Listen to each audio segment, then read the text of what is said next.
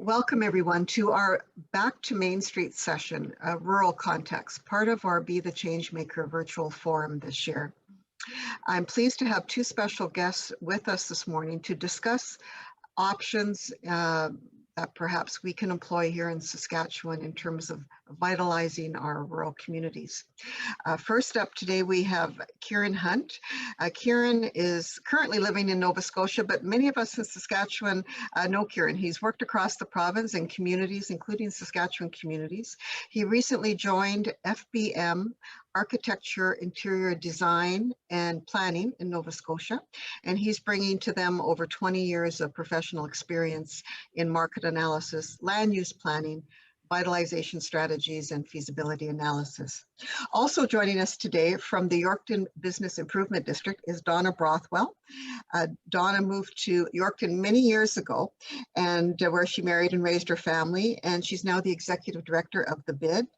She brings with her a background as a former Chamber of Commerce executive director and events coordinator for the casino in Yorkton. So thanks to both of you for joining the conversation about what we can do here in Saskatchewan. You're welcome. Great to be here. Great to be here. So first of all, for our listeners, we're sort of adopting a fireside chat approach to the session today. Kieron and Donna are going to jump in at various points. I want to start the discussion by commending the Canadian Urban Institute for their work this year in 2020 as a result of the pandemic. They launched a call to action nationally across the country, Bring Back Main Street, aiding to help communities, especially large urban centers, on the road to recovery. They have a number of free resources on their website that I want to point out, and I have their website listed here. A lot of the resources are targeted to larger urban centers, but again, as community leaders and economic developers, we can usually find takeaway in almost any best practice. So I would encourage you to visit their website and have a look at those resources. In Saskatchewan, however, as many of us know, many of our communities do not have a large downtown, but we do have businesses located throughout the community and on the perimeter. A few years ago, we did have a Main Street Saskatchewan program. It was suspended in 2017. My organization, CETA, and as well as Kieron, was engaged in the program delivery at some point. When that program ended, and it had a focus on downtown revitalization, some of the feedback we heard from participating communities is it wasn't really inclusive to the entire community, because again, it points to that unique feature of rural Saskatchewan where sometimes there isn't a downtown. So one of the challenges when we focused on downtowns during that program was really illustrating the return on investment to businesses who are on the perimeter. So I just want to point that out. And we may circle back to that as part of our discussion today. Also, what we see now across Saskatchewan is a lack of local capacity to work with businesses and vitalization strategies. This was evident prior to COVID, and certainly our capacity municipalities are more strapped now and going forward following COVID. So it is an issue. I feel we may see some national programs come forth from the federal government. They may or may not be targeted to our larger urban centers because there has been such a dramatic impact in the cities such as Calgary, Edmonton, Regina, Saskatoon. However, we do have small urbans in Saskatchewan such as Yorkton. They do have a downtown. And they are drawing customers from the broader trading area. I wanted to ask Donna to sort of give us an update about what she sees as a mid-sized community here in Saskatchewan about life during COVID for impacts. Are you still drawing customers from outside the city? You want to kind of give us an update, Donna? Sure, we are definitely drawing people from about 150-kilometer radius. We've got a lot of little small bedroom communities, you might want to call them, that are like 15 to 20 minutes out that definitely come here. Even across the border, Manitoba, they come to our Sunrise Health. So we do have a large trading area, about the third largest in Saskatchewan, actually, when you actually look at it. So we do draw. We find the smaller communities, Springside, Kenora, those little guys, people from Saskatchewan will know where those are. They're not really having a lot of downtown businesses. So a lot of people have their homes there. Again, a bedroom community. So they have their homes there, and then they have their businesses, or they work in Yorkton. Even as far as Fort Capel, they drive in an hour, they work here, they have their businesses here, you know, and then they go home to their bedroom communities to have a little bit more rural experience. But our trading area is quite large. Through COVID, with the first lockdown, it was really tough on the economic community for sure. But going forward, our government seems to be very promising, trying not to lock us down and trying not to lock those little businesses down so that they have to close and the larger ones stay open. So we have got a great experience. We've got a great community here in Yorkton, and we really enjoy having people from those bedroom communities, even as far as Roblin in Manitoba, that come and use our services here. Great retail, great healthcare. We have it all here in Yorkton. We just really have to utilize it a lot better. Through COVID, events and stuff like that are diminished for sure. So that's been having an effect on our organizations. So, which is really crucial to our survival, because that brings people into the community as well to shop and play and stay and work. So. Okay, good. From a Nova Scotia perspective, Kieron, do you feel that there's been an increase in shop local for businesses in rural communities? Any observations on that? Yeah, definitely some observations. I think, you know, statistically, we're waiting to see what the impact of shop local is, but you have definitely seen an ability of local businesses to adapt quickly. One of the key findings that I've seen and noticed in a lot of small communities, it is coming out of COVID, is the ability of smaller local operators to adapt and pivot quickly. They're not hindered by any larger bureaucratic or hierarchy within the companies. So they have been able to pivot very quickly. And in many respects, they were some of the first to give back to the communities and prepare for local communities. And what we've seen coming out of that is a further level of a decline in brand loyalty. And that has benefited the local entrepreneurs who have provided a heightened level of customer service and attention, even more so than what is commonly known to be a benefit of local businesses. So that has certainly been an outcome, and I think there is a desire to shop locally. Another benefit, if you will, of the local culture was that during the pandemic, because supply chains were interrupted severely, that made getting necessities outside of your local community a little more challenging. So that gave people the opportunity to rediscover some of their local businesses. And it's through that rediscovery that I think the value of local businesses has been heightened. That's good to hear. And independent business certainly have the advantage. They're very agile. It's just, again, during this situation, they could use some additional help, especially on the e-commerce. And that's where the capacity issue comes in, right? Especially for organizations like Donna. So it's a bit of a catch-22. They have the opportunity, but not all of them have the capacity. And that's what I see across Saskatchewan. So thank you for those comments. So here's three opportunities that I've articulated that we have here in the province. And then I'd like both of you to jump in. So first of all, the retail trends, grocery stores and, for example, Federated Co-op out in the rural areas, I think generally their business has increased. And we do see local supermarket sales going up. Hopefully that shop local and staying local rather than traveling to, I don't know, do you have a Costco in Yorkton? No, we don't have a Costco. Oh, but there you go. Box, yeah. There you go. Okay. So hopefully we'll see that supporting local continue to grow. The second trend, again, of course, we all know is the jump in online sales. And this is where we would like to see our local businesses become more competitive and get online to join that trend. Third, rural is now sexy. Now, there's been great emerging trends coming out of the US, but we're also seeing this in some markets in Canada, although I can't quantify it. Professionals, for example, are now out of work. and they're looking at either buying a business or starting their own business, and they're looking at moving to rural. Now, one of our corporate members is Allison Anderson with Succession Matching. She has an online program that she's had for a number of years, and she brokers buyers and sellers across the country. She has really noticed an increase. She has way more buyers than she has sellers, and they're asking for rural. So this is a great opportunity for rural Saskatchewan. Is there any opportunities that either of you have noticed that we could maybe capitalize on in rural Saskatchewan? Well, I can start with that, Verona. I know that doing some interviews with our little snapshots of businesses on our Facebook page and website, I've had the opportunity to talk to a lot of the small businesses, and you're so right.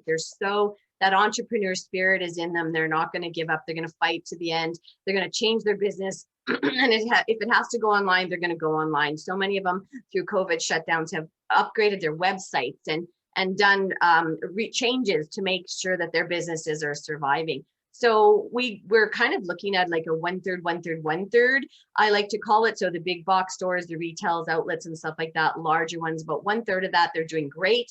1/3 has seen no change. And then there's some trends obviously that are really hurting your travel industry, your retail industry.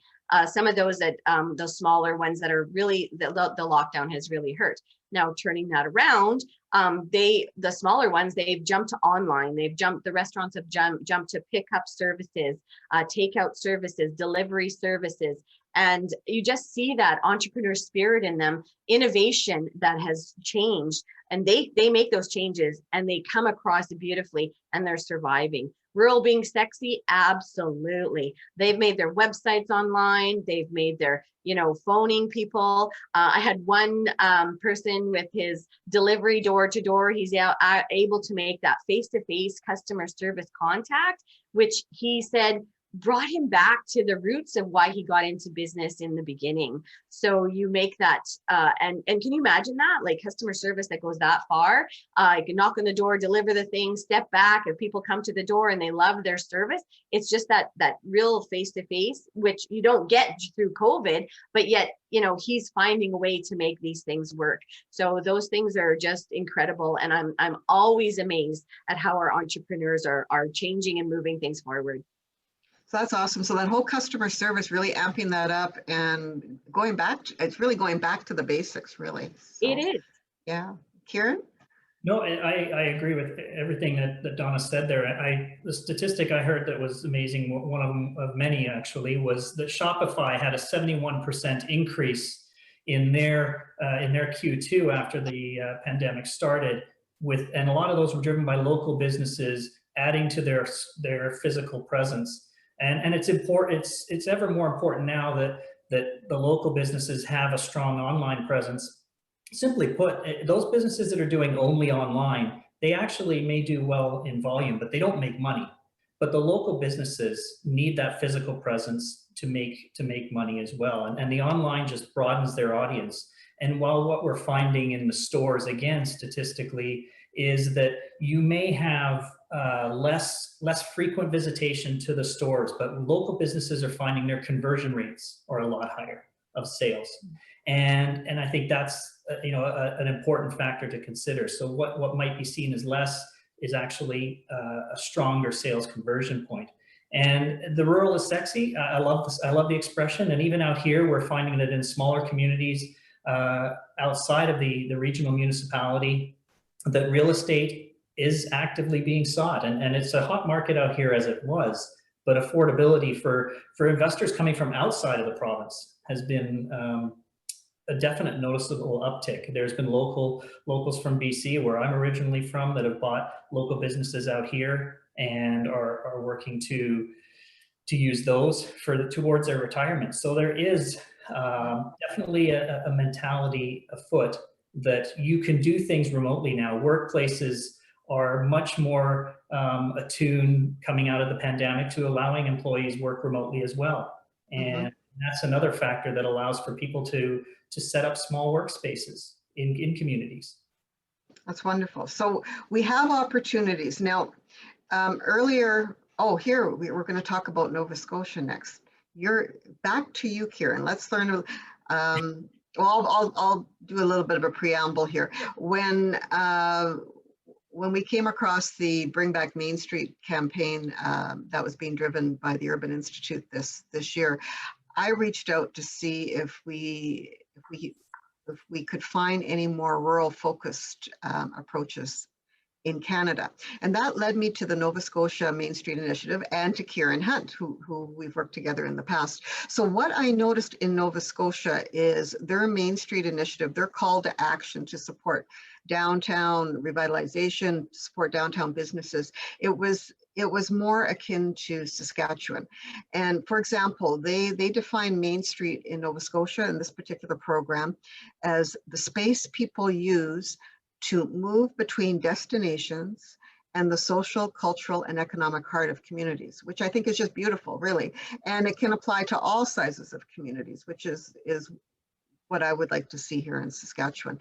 And what Nova Scotia has done, they've adopted a different research-based approach to identifying opportunities and to reinvent rural main streets.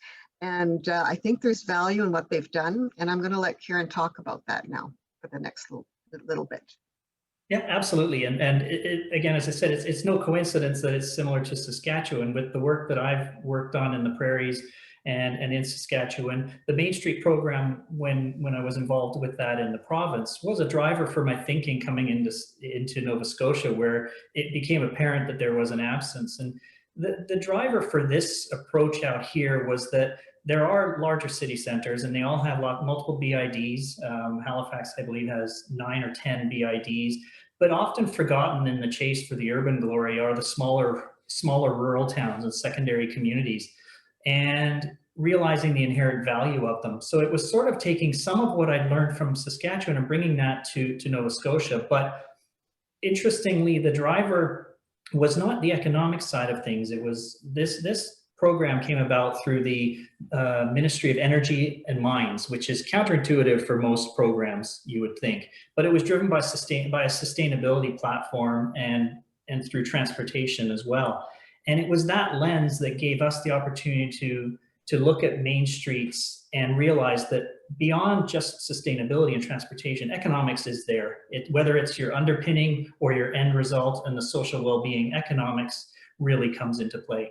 So we realize that local communities have this resilience inherently built into them. And I think it's fallen by the wayside. It fell by the wayside for a while, but it's definitely, as we were just talking about previously,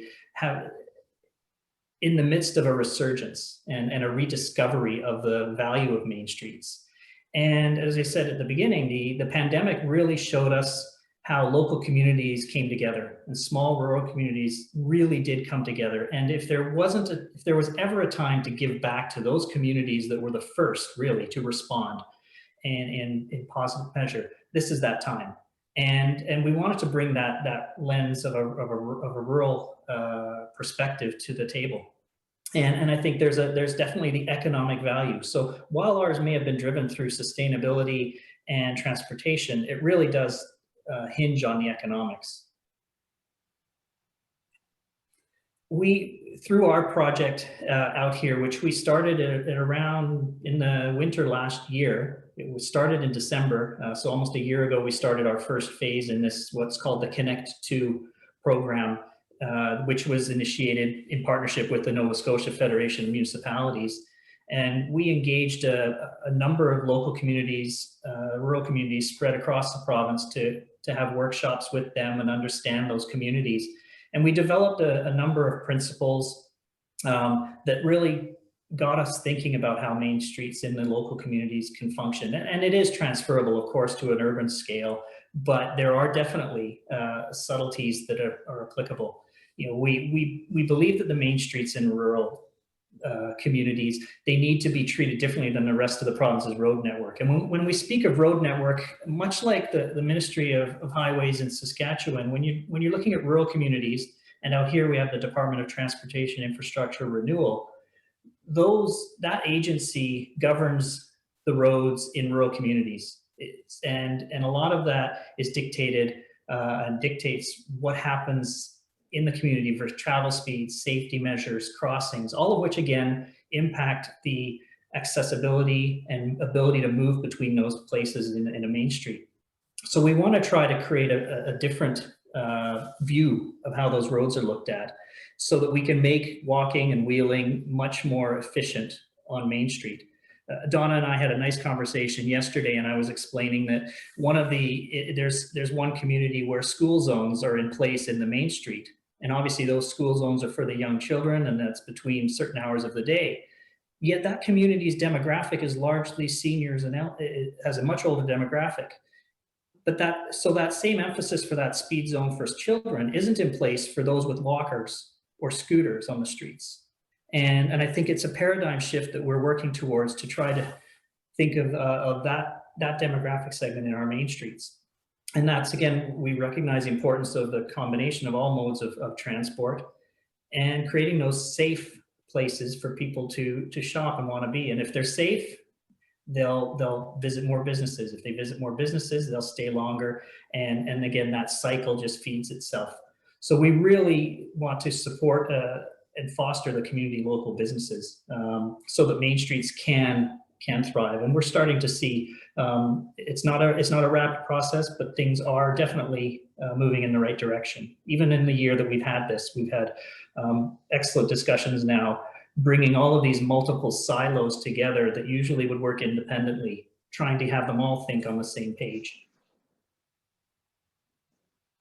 Coming out of this document, what we came out with were a number of policy considerations.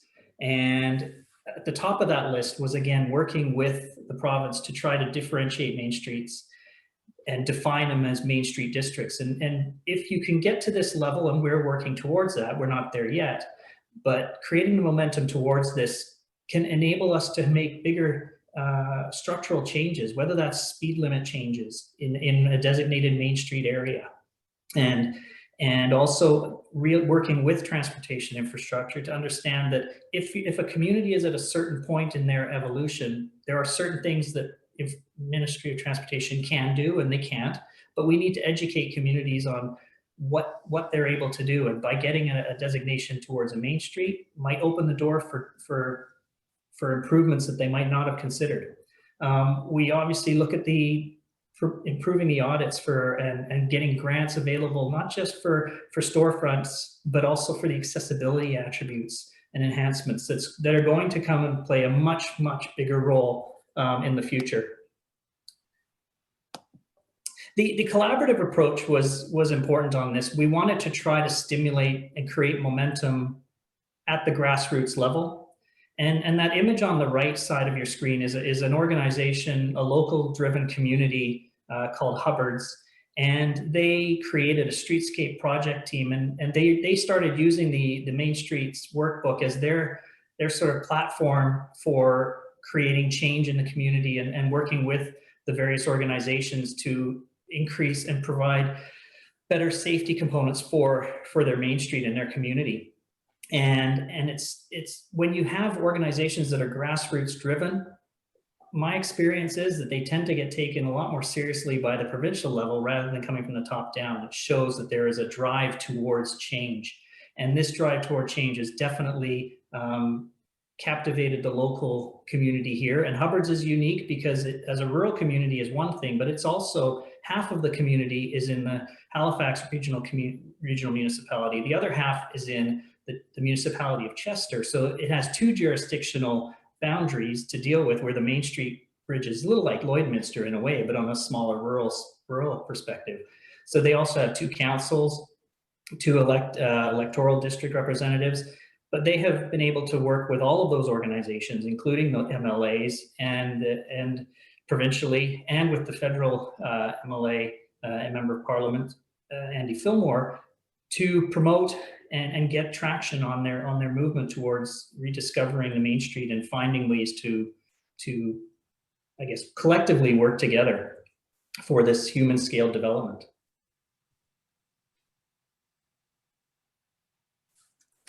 There's additional policies we wanted to recognize some of these opportunity sites and identify them. And I think Donna will know what these are, and a lot of communities will have these vacant sites that are always a blight on the community. And I use that term, gently, of course, but they have a lot of inherent opportunities in them.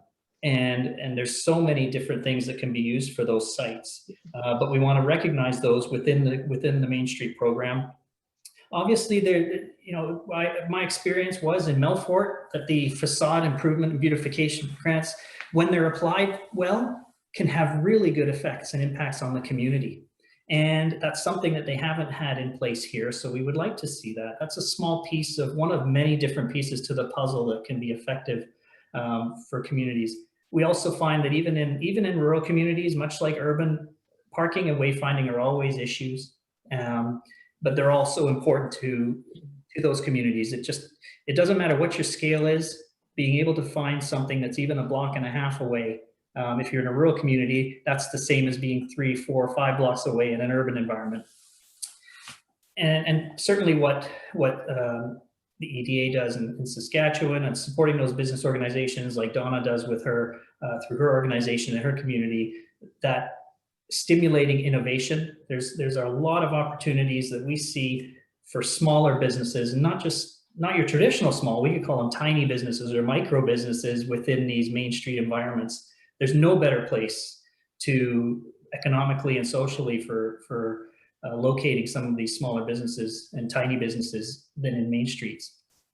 The network for Main Streets that we're referring to there is not too dissimilar from the actual formal Main Streets program, but what we want to try to do ultimately is to create and develop a provincial statement of interest to Main Streets. We have provincial statements of interest in the planning world here for sustainability and other components and housing, but we feel that Main Streets themselves are at a critical juncture where they themselves should have their own statement of interest. Given how many there are across the province, it's not every community has them, and I think it's a very important message that needs to be conveyed. That's an interesting concept. I know we don't have, of course, a provincial statement of interest relating to Main Streets either. So, and you know, moving forward to the next stage, while we're going on this, and it's all about momentum. I find with Main Streets, it's no pun intended about the, you know, rubber hitting the road and creating momentum. But the more you have, the better traction you tend to get with the provincial and political levels. It's just a fact of life that if you have momentum, it's hard for them not to listen. And we're generating that, and we're continuing with more community engagement and follow-up, so that the more communities we have supporting this movement, the more recognition we're likely to get at a provincial level and get this buy-in for what we're striving for. And this includes breaking down those silos, as I mentioned earlier, especially when it came to Department of Transportation Infrastructure Renewal, who always have typically worked on their own independent. And now we're bringing them to the table early so they can provide that input to communities. And I think the same applies in Saskatchewan in the rural context. And we want to identify these pilot project rural communities, Hubbard's being one that would be a perfect fit for using the Main Street program as could we pilot project them as a designated Main Street and work towards more structural changes in building codes, as well as street configurations, speed restrictions through the Traffic Act. And what we're also now developing in this next stage in our phase 2 of this Connect 2 program is essentially a Main Street evaluation readiness report card. And what we want to do in that is, this is a tool that we believe will help communities, especially rural ones that don't have a lot of resources, to evaluate where they are in that spectrum of becoming a Main Street designation. Just every rural community is at a different stage, has unique circumstances. Some are more dispersed and others are more compact. So we want to try to help them to understand and be realistic with what's achievable to become a Main Street, what interventions can be most meaningful for those communities, whether it's sidewalks, whether it's paved shoulders, whether it's more crosswalks, signalized crossings, a lot of different interventions that are applicable. And we want to create that readiness report card, and we're working with the Transportation Infrastructure Renewal on that. So they're providing input to us. So again, we're not working in isolation.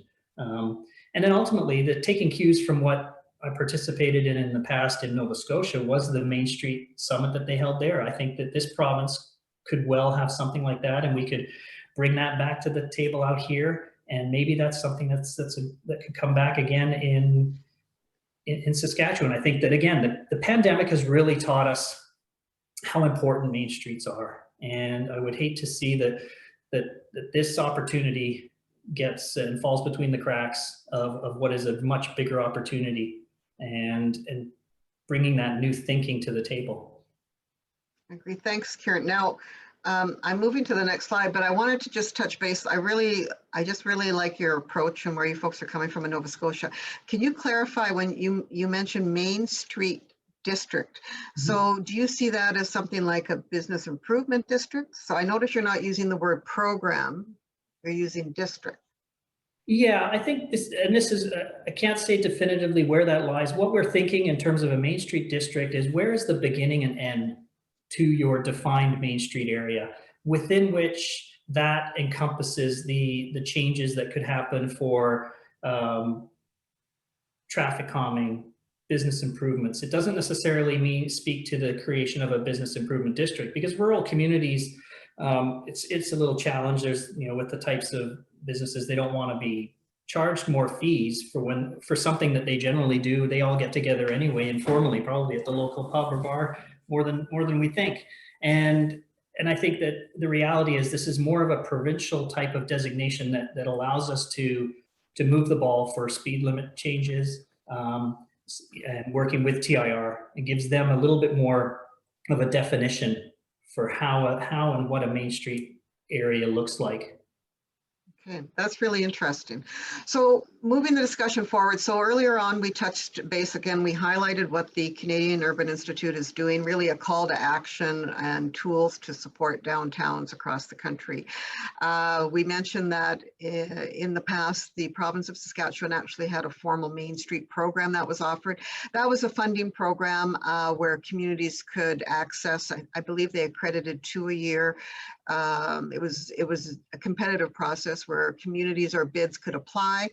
They would receive, if they were awarded, some funds to assist with human resource capacity, to assist with working with businesses to do facade improvement, strategic planning. The program that was in effect here was heavily focused on heritage buildings and communities with physical heritage assets. So since that was dissolved, CETA, along with some partners, we came together, again, trying to break down the silos, which is always advantageous, like Kieron mentioned.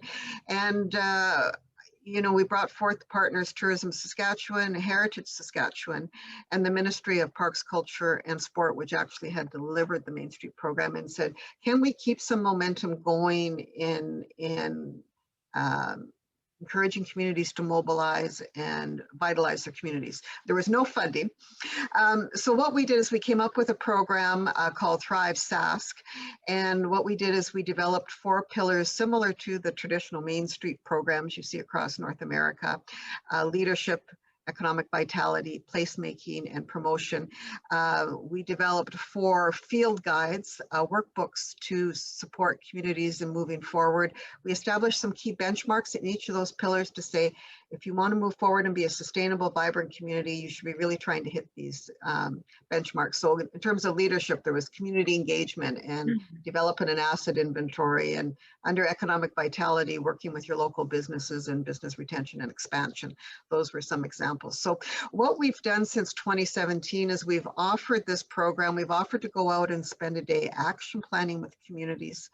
And we've done it at partial cost recovery. And we have worked with about 8 rural communities in the province. We're actually going out to a rural community next week in a planning session, but due to the change in restrictions and what we felt it wasn't prudent to go out, there was a shift in restrictions with the province this week. So we've postponed that to January. So it's again, it's not a funding program. It's not a program where you could provide resources for staff. We've just tried to encourage communities to act, to look at their living and physical heritage as assets and move forward.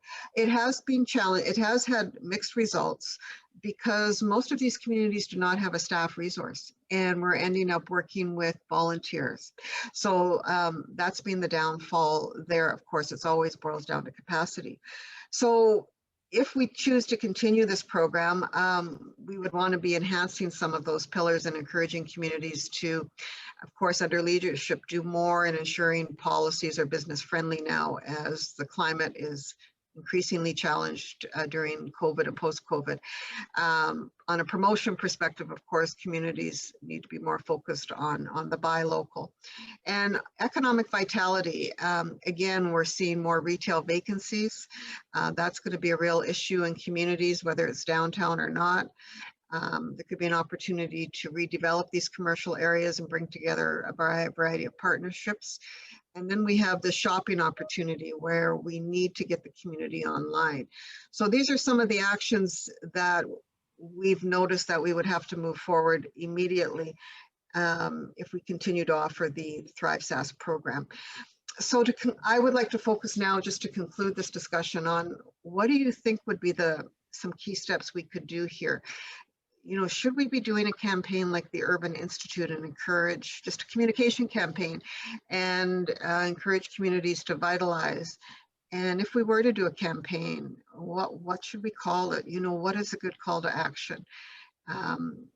Or should we be bringing partners together to see if we could get a Main Street program back, which would provide capacity dollars to organizations like Donna's, perhaps dollars to help with businesses to redo their facades, get them online with e-commerce.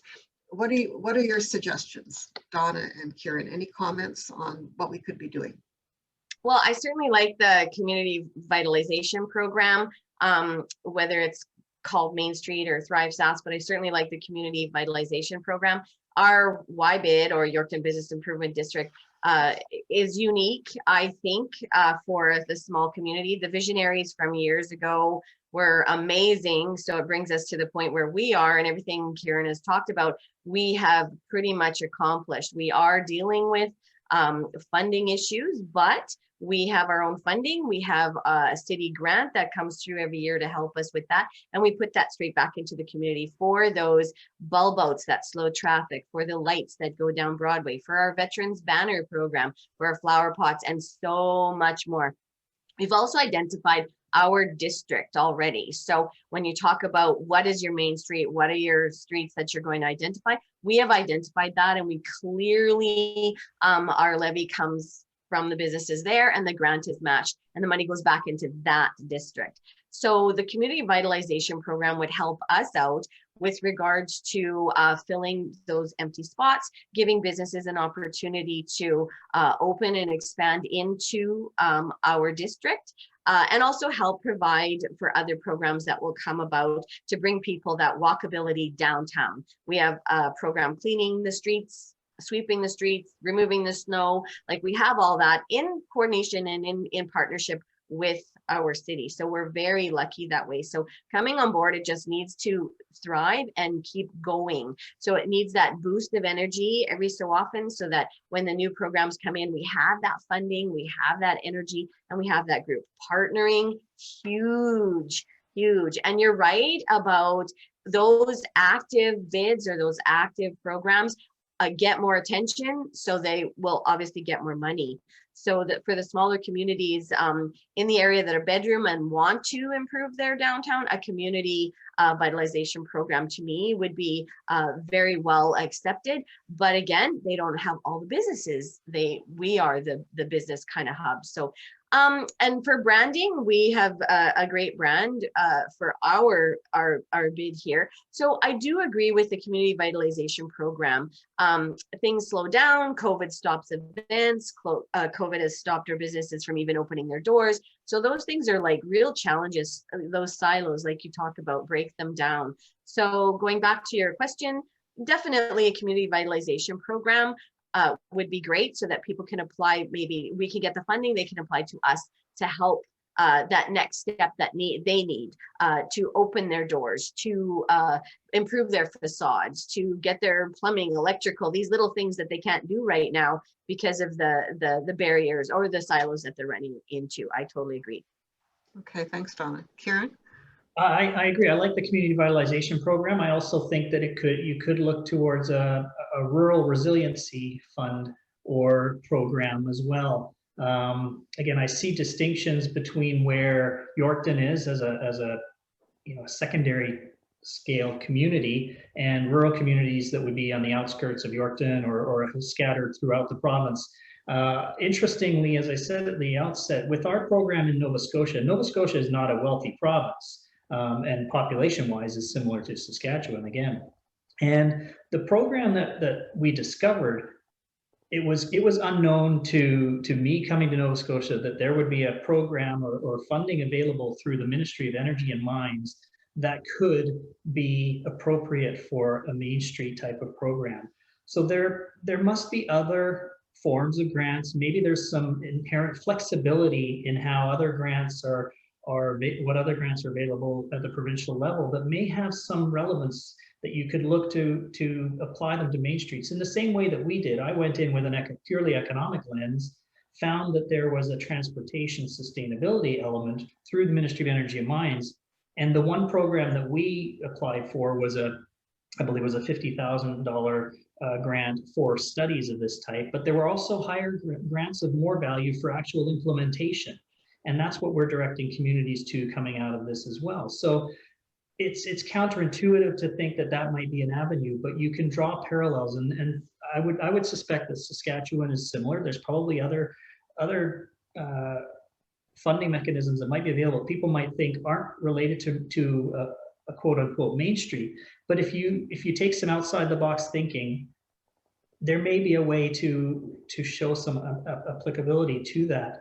I think Main Streets themselves, there's a challenging, as we talked about Verona before, that Main Streets themselves, the name can have different connotations to various groups. If we think of Yorkton, I think Yorkton thinks of themselves probably in the context of a downtown, and the Main Street is part of that. In rural communities, it's the one primary artery that goes through, and it's a smaller Main Street. And then in big cities, you have your high streets, your bigger streets. So there's different evolutions of what a Main Street means. And I think that's where sometimes it gets lost in the shuffle, is that if you have a Main Street program, people think that is primarily oriented towards the bigger cities. And that's not our intent coming out of this work in Nova Scotia. And I don't think that was necessarily the intent in the original Saskatchewan Main Streets program, but I think the issue gets clouded a bit. So when you're talking about community revitalization, I think you could have the same blurred distinctions a bit, but if you create a distinction, and maybe it's a rural resiliency or a rural vitalization, something of that nature, it may have some relevance towards those smaller communities and gives you a bit more of a focus. And my message is always that the rural communities tend to get forgotten in the chase for the new shiny toy in the urban centers. And there have been some of the most creative and most successful little businesses that I've come across in the last few years in small communities, whether it's a meat shop in a little small town of Canning in Nova Scotia, and or a small little boutique gallery in Ponoka, Alberta. You know, there are some gold mines in these communities, and I think that's where we just don't want to have these smaller communities left behind. I like thank you for that. Thank you for that. I like the rural resilience. I think that has merit. You're lucky in Yorkton. You fall into both. I mean, you're going to be a fit with different both perspectives. So what CETA is considering moving forward is, first of all, we're going to gather our partners in December, the ones that we've tried to keep this conversation going with our Thrive Sask program and action planning, and talk about exactly what we've talked about this morning and where do we think we can go forward and expand that discussion now. Like, again, I'm going to reach out immediately to see if there is other ministries that could join the conversation and perhaps join that safety transportation. Definitely going to look into that, Kieron. One thing that we can do right away is, like, this Nova Scotia, your community workbook is great, and the proponents in Nova Scotia have given us permission to adapt it as we may. So that's sort of a low-hanging fruit for us to look in the first quarter of 2021 to see if we can come up with a better resource, and we can really do that in-house and to again, to support communities and moving forward with vitalization. So that's something that I want to talk to our partners about, and more to Kieron about as well, even though we've given permission, how that adaptation might go forward. And then again, without third-party funding coming forth, there is potential for us to do a similar call to actions, such as what the Canadian Urban Institute did. And I guess that's a conversation I'll have with our partners. Is that something that we think we can do effectively in-house without third-party funding?